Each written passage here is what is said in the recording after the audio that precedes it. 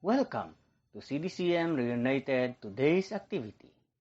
Please view from the beginning up to the end. Thank you, enjoy, and God bless. So isang mapagpalang umaga po sa bawat isa sa atin.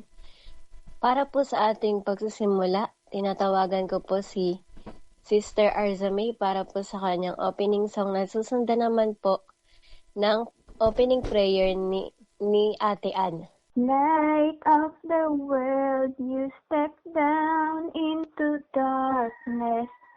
Opened my eyes, let me see beauty that made this heart adore you.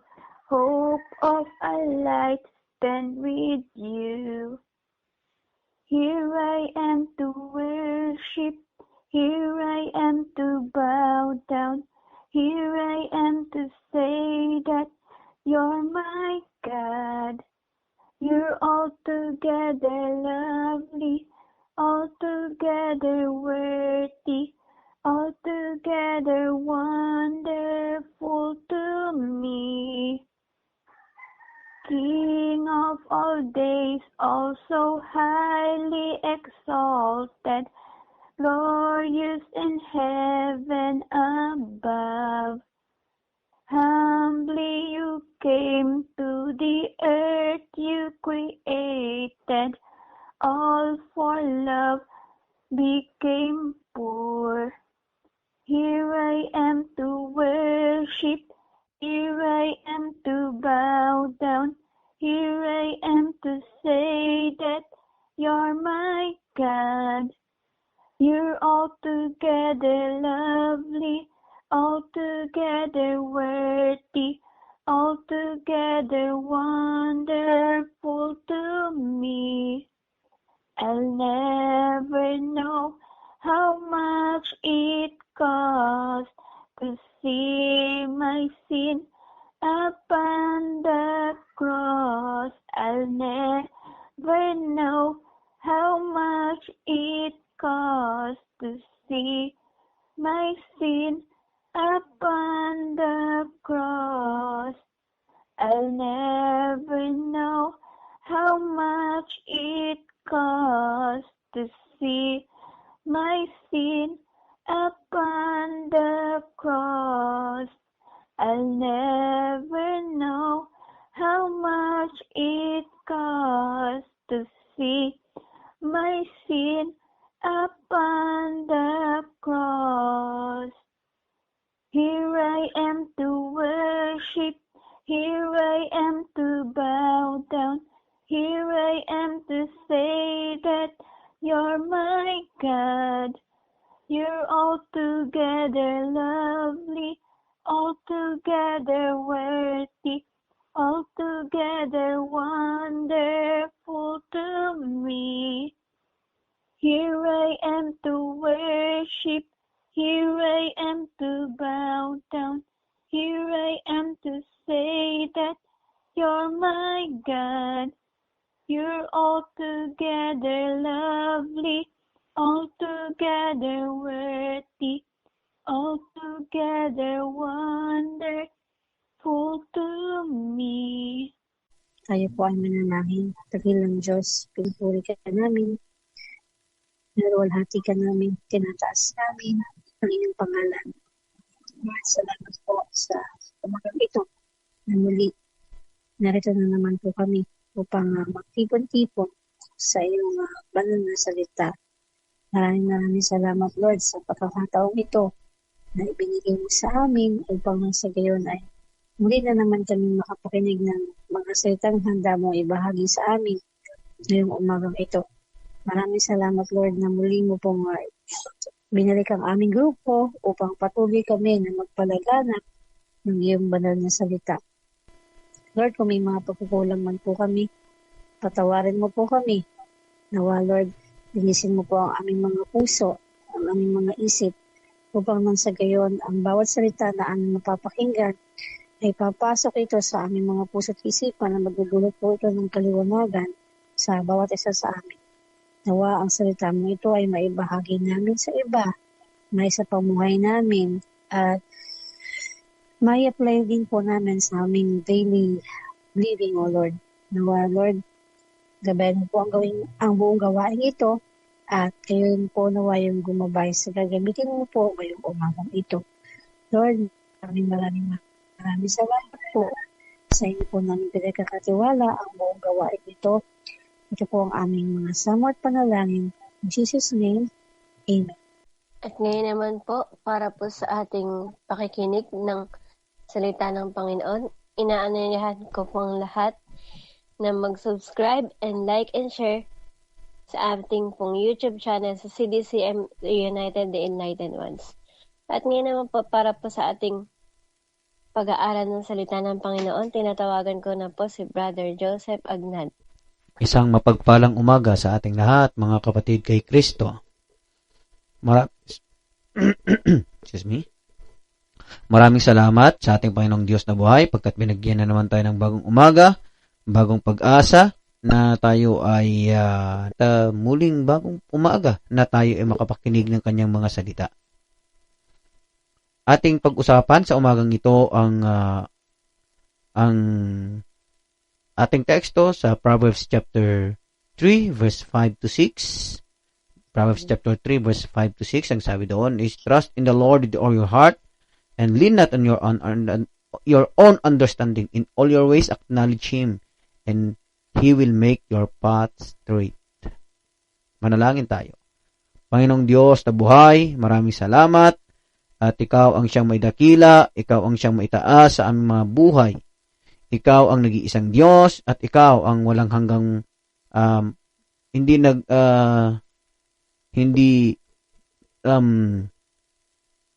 bumibigay ang kanyang pag-ibig sa amin at pag-intindi sa amin. Maraming salamat sa magdamag na aming pamahinga at Ikaw ang nag-protection sa bawat isa at binigyan kami ng bagong umaga na may bagong pag-asa na magpuri at sumamba sa iyo. Maraming salamat, O Diyos, at sa pagkakataong ito kami ay magmumuni-muni ng iyong mga salita, magninilay-nilay ng iyong mga salita. Hayaan mo na mga salita mong ito ay tumimo sa aming mga puso't isipan. Maraming salamat sa Panginoon Jesus. Amen. Trust in the Lord with all your heart. Ilang beses natin na naalala yung trusting the Lord with all our heart. Tayo ba ay always na ating isinasabi ito sa ating puso at isipan? Ikaw ba ay nagtutiwala ka talaga sa ating Panginoon, kay Jesus, sa ating tagapagligtas ng buong puso? Ang tanging hiling ng Diyos, trust in the Lord with all your heart. Bakit tinawag si David na a man with a Lord? Man with heart with the Lord, sabi pala. Nagkasala naman siya. Nagkasala siya. Meron siyang nagawang hindi ayaw ng Diyos, kaya nga pinarusahan siya at namatay yung kapatid sana ni Solomon. Bakit naging ganon? Na tinawag pa rin siyang a man with a heart, with a God's heart. Kasi David, pinakita niya ang faithfulness niya kay Lord, na kahit nagkasala siya, patuloy pa rin yung pagtitiwala niya sa Diyos. Nagkaroon siya ng time na nagmuni-muni, nag-ayuno siya para sa kanyang anak, para gumaling ang kanyang anak. Pero ang plano ng Diyos is mamatay pa rin ang bata. At anong ginawa ni David? Tinanggap niya ng buong puso, tinanggap niya ng walang pag-alinlangan. Pagkat may tiwala siya sa Diyos, sa mga plano ng Diyos sa kanyang buhay. Yes, walang masama na manalangin ka, ipagpanalangin mo ito. Ipanalangin mo na sana gumaling siya, na sana ito yung matanggap mong blessing. Pero hindi rin masama kung hindi mo man ito natanggap. hindi man itong nangyari sa iyong kahilingan, ay iyong maluwag na tanggapin. At patuloy ka pa rin magtiwala sa kalooban ng Diyos. Patuloy ka pa rin na magtiwala kung ano ang nais ng Diyos. Sabi nga ni Jesus Christ, Lord, kung maaari lang, ilayo mo sa akin ang suffering nito. But, hindi ang aking kalooban ang siyang masusunod, kundi ang kalooban. Ganyan ang nangyari kay David. King David, ganyan ang nangyari sa kanya. Nag-ayuno siya, nanalangin siya. Hiniling niya ang lahat-lahat kay Lord. Pero, nung nangyari na ang nais ng Diyos, tinanggap niya ng buong puso, nagpalit siya bilang hari muli, at kumain. Ganyan po ka-faithful. Ganyan po yung trustworthy na ni David sa ating Panginoon. Buong puso yung kanyang pagtitiwala sa Panginoon. Doon niya pinagkakatiwala ang kanyang buhay na kahit nung dumating yung time na tinugis siya mismo ng kanyang anak, hindi naghari ang kanyang pagkahari. Kasi pwede niya naman talagang palupig ang kanyang mismong anak na nagre-rebelde sa kanya. Pero, gumana ang tiwala niya sa Diyos, hinayaan niya lang ang kanyang anak na lusubin ang kanyang mismong kaharian. Siyang mismong hari ang umalis at nagtago. Bakit? Alam niya na may plano ang Diyos sa lahat ng bagay. Nagtitiwala siya sa lahat ng plano ng Diyos sa kanyang buhay. Ganon din sana tayo maging sample sa atin si King David, that we must have a God's heart. We must become a man of God's heart, na yung tiwala natin sa kanya ay heartfully. Trust in the Lord with all your heart. Puso ang gamitin nating pagtiwala sa ating Panginoon. Kung ang Philippine team ng basketball ay ang tagline ay Puso, Gilas, Pilipinas. Di ba? Nagtitiwala sila ng buong puso na kayang-kaya nilang manalo na kahit tagilid sila. Ganon din sana tayo sa Panginoon na kahit anong mangyayari, anong mga pagsubok ang nangyayari sa atin, hindi man masagot yung gusto nating panalangin, pero manatili sana na puso ang panatilihin natin na magtiwala sa ating Panginoon. Tiwala, trust in the Lord with your heart. And lean not on your own understanding, sabi nga doon. Lean not. Huwag kang tumayo lang o huwag kang sumandal sa iyong mismong kaalaman. Nakala mo ikaw na pinakamagaling sa lahat. Huwag ganon. Kasi ang Diyos, mas maraming alam, mas maraming nalalaman sa iyo. May awitin dito sa na Ilocano or Igorot actually yun, yung pilosopo siya. Kini-question niya, bakit daw mali yung paggawa ni Lord? Walang alam daw si Lord sa paggawa ng mundo. Kasi yung kalabasa, di ko alam kung narinig na ng mga sila Ate Ann or yung mga ibang kwento, pero yung kalabasa kasi is napakalaki yung bunga, pero yung kanyang puno, napakaliit. Ganon. Tapos yung mangga naman na may napakalaking puno, napakaliit naman ng bunga. Kini-question niya ngayon. Mali raw si Lord. Dapat sana raw yung mangga ang nasa puno ng kalabasa at yung kalabasa ang nasa puno ng mangga. Diba? Ang ganda ng kanyang pilosopo. Kung isipin mo naman, tama. Pero, isang araw, nandun siya sa may ilalim ng puno ng mangga. Bigla ngayon nalaglag yung bunga ng mangga, natamaan yung ulo niya. Hindi, doon siya naliwanagan. Sabi niya, tama pala si Lord. Hindi pala mali. Sabi niya. Kasi, kung yung time na nandun ako sa silong ng mangga, tapos nalaglag yung bunga, yung bunga na yun, yung bunga ng kalabasa, wala na, wasak ng ulo ko. Kasi ang laki ng kalabasa na biglang matlaglag sa ulo mo. Wasak yung ulo ko, sabi niya. Oo nga pala, ang galing ni Lord. May kwan siya na, alam niya na lahat ng mga tao is mas gustong na sumisilong sa silong ng mangga kasi malaki yung puno. Kayang-kayang i-cover yung mga tao na nandoon. Paano kung yung kalabasa nga naman ang nandoon? Di, lahat ng sumisilong doon, tapos nalaglagan ng bunga ng kalabasa, di, sakit naman, di lang kan yun. Hindi lang buko lang abutin mo doon. Baka hospital ka pa doon. Ganon yung nangyari. So, kung minsan sabi niya, na-realize niya na kayong mga pilosopo, sabi niya, huwag kayong magmagaling kasi mas magaling pa rin pala ang Panginoon.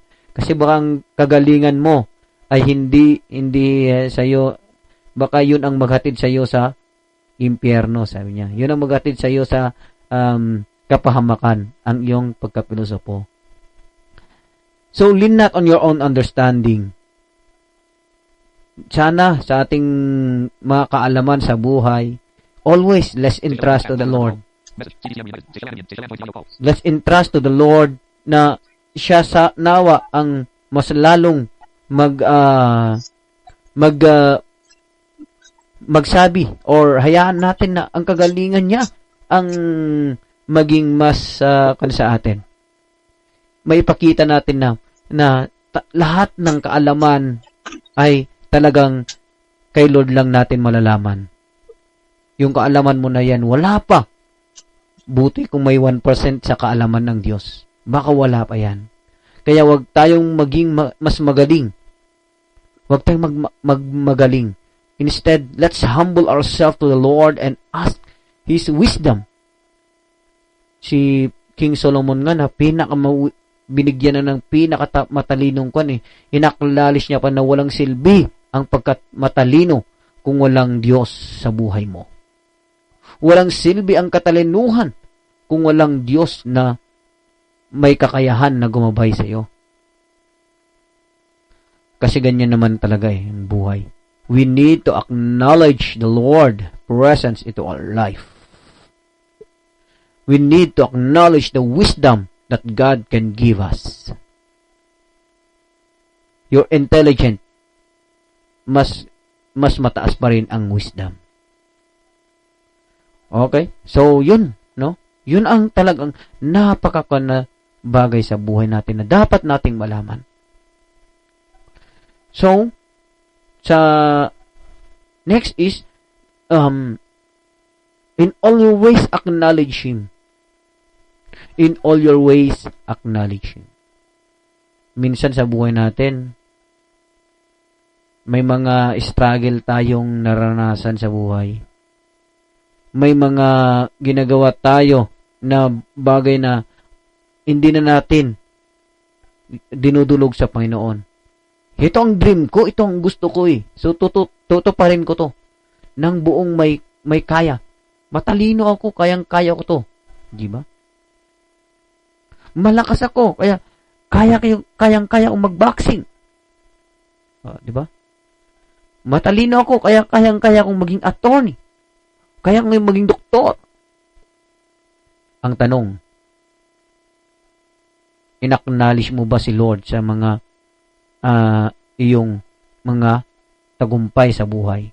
Inacknowledge mo ba si Lord sa iyong mga kagustuhan sa iyong buhay?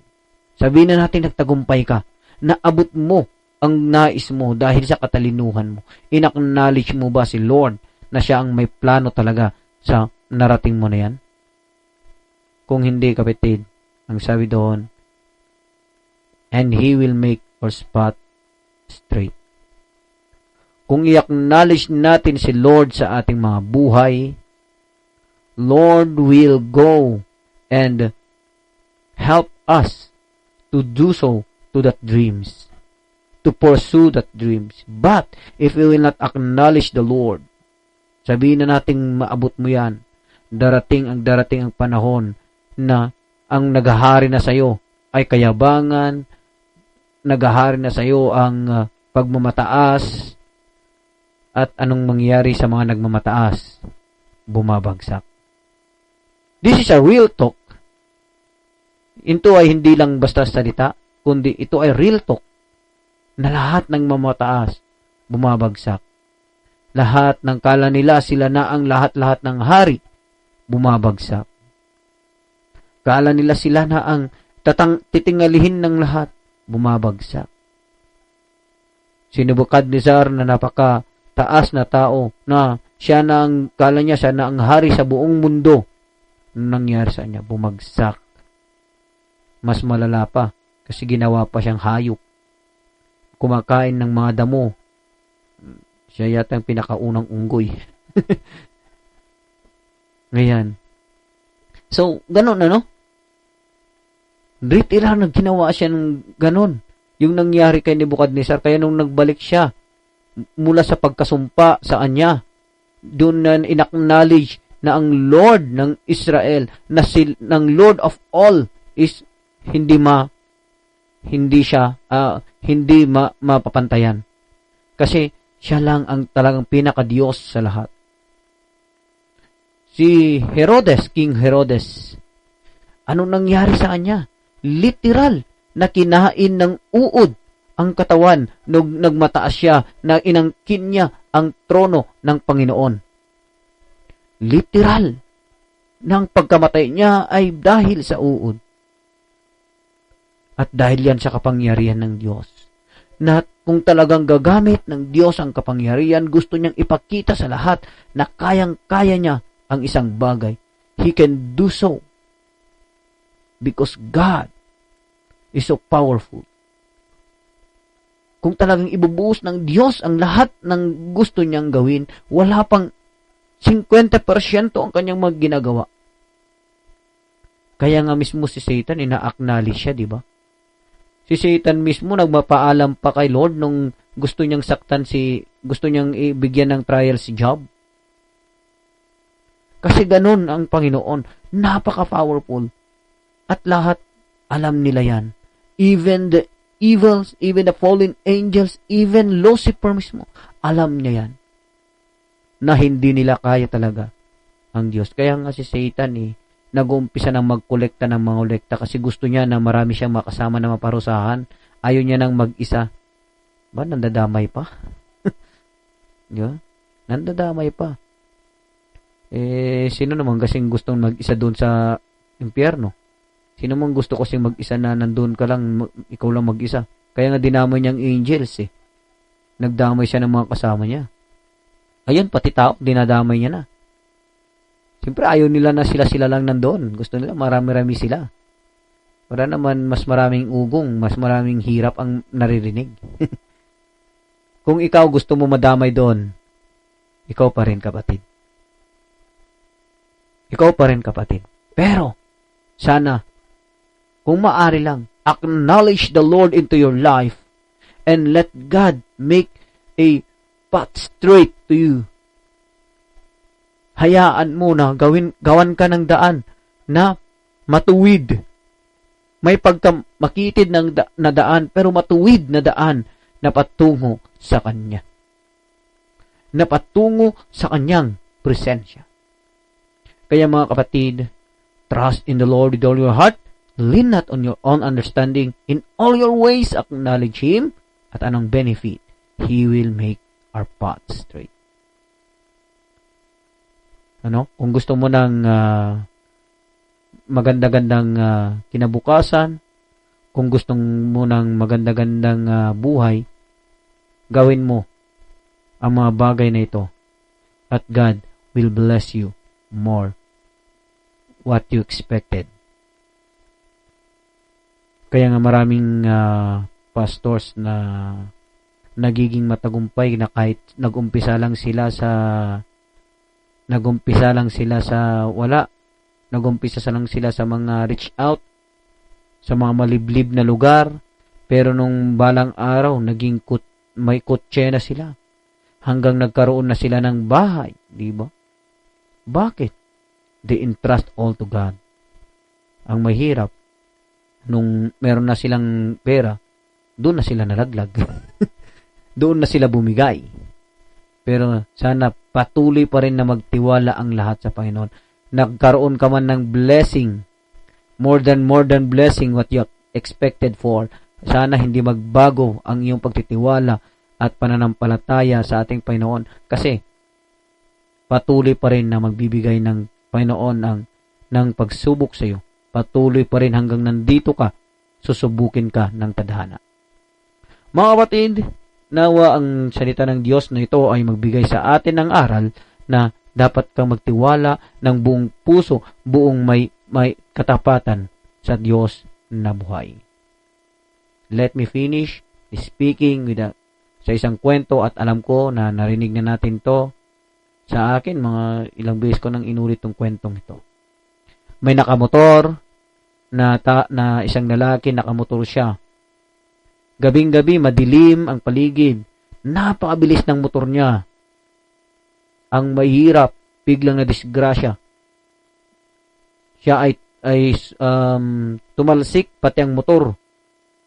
Tuloy-tuloy na gumulong sa bangin. Buti na lang sumabit siya sa isang sanga or isang anong tawag doon? Lanot. Ang tawag ng lanot, Sister BBJ. yung sanga. Parang coach, parang sanga ng kawayan, yun yung lanot. Lanot. So, sanga, sabi na nating sanga. Sumabit siya doon. Sanga. Mm-hmm. Sumabit siya sa isang sanga. Ngayon, sabi niya, Lord, naniniwala ako nandyan ka. Nagtitiwala ako sa iyo, Panginoon. Tulungan mo po ako. Sabi niya. Sabi ni Lord, sige, kung talagang nagtitiwala ka, bumitaw ka sa iyong kinakapitan. Napakadilim. Sabi niya, Lord naman, bakit mo ako pinapabitaw dito? Ayaw ko pang mawala. Ayaw ko pang, maganda sa iyong kinaroonan, pero ayaw ko pa. Marami pa akong gustong gawin sa buhay. Hindi siya bumitaw, hindi rin sumagot sa Panginoon. Nakalipas yata ng ilang oras, nakabitin siya doon. Nanganganay na siya. Sabi niya uli, Lord, please, help me. Iahon mo ako dito. Ayaw ko pang mamatay. Sabi ni Lord. Kala ko ba nagtitiwala ka? Ang binibilin ko sa iyo, bumitaw ka sa kinakapitan mo. Sabi niya naman, ayaw ko nga, Lord. Kung bibitaw ko dito, mamamatay na ako. Sabi niya, talagang ayaw So, wala ulang kasagutan ng Lord. Nangangalay na siya. Sabi ulit niya, Lord, palapit ng umaga, please naman, ngalay na ako, kunti na lang makakabitaw na ako, Lord. Sabi ni Lord, kung kanina ka pa bumitaw, edi ayos ka na. Sabi niya, ayaw ko nga, mamamatay akong bibitaw ako dito. Sabi niya, talagang ayaw niyang bumitaw. Hindi na naman sumagot si Lord. Bahala ka, sabi siguro ni Lord. Nagkaraan ng mag-aalas 5 na yata yun, yung nagsalubong ng liwanag at dilim. Hindi nung hanggang nag-alas 6 na, ngalay na siya. Halos hindi niya na nararamdaman yung kanyang kinakapitan. Nung tignan niya sa baba, nung fully nagliwanag na, naku po, isang dangkal na lang yung paa at doon sa lupa. Hindi pala mataas Isang dangkal na lang, hindi nakalapag na siya.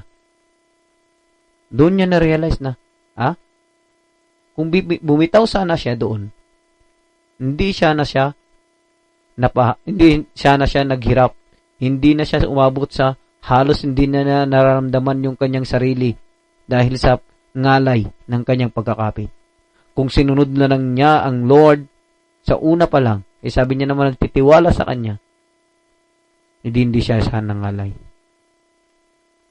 Mga kapatid, kung minsan sa buhay natin, we are always saying that we are trusting the Lord, but we can let go yung mga gusto nating ayaw nating bitawan sa buhay.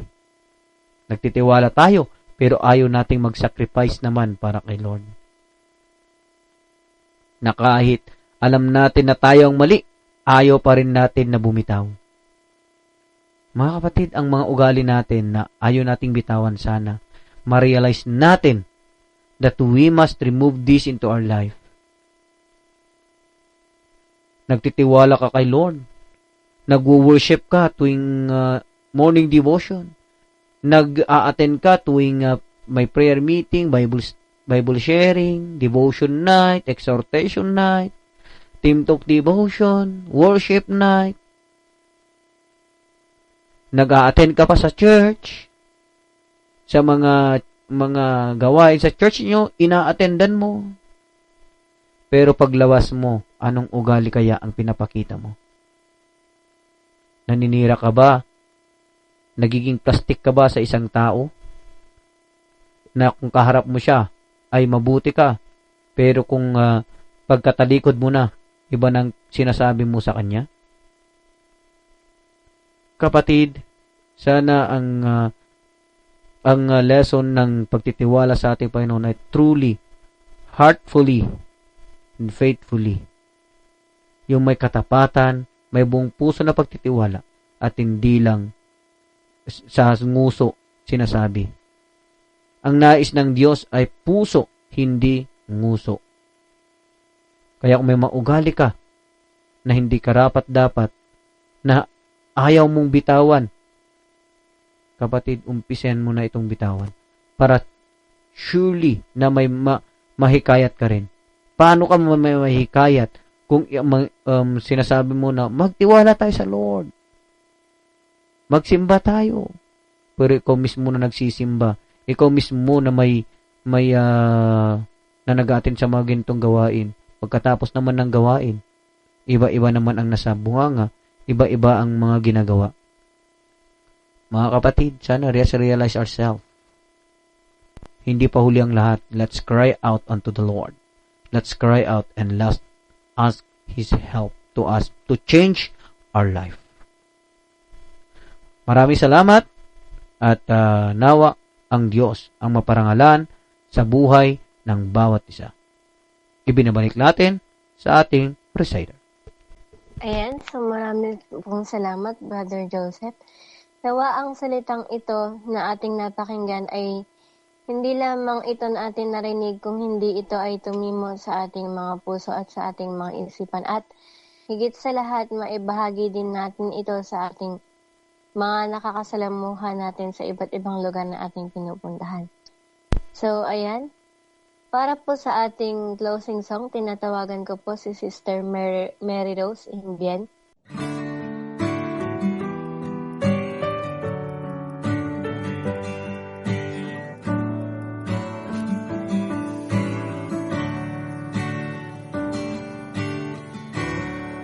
Salamat sa iyo,